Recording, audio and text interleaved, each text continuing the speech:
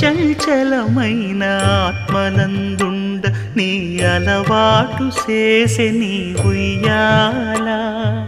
అలర చంచలమైన ఆత్మనందుండని అలవాటు చేసే నీ ఉయ్యాల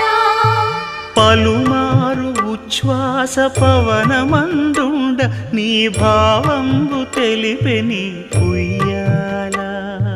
పలుమారు ఉచ్ఛ్వాస పవనమందుండని నీ భావంబు తెలిపే నీ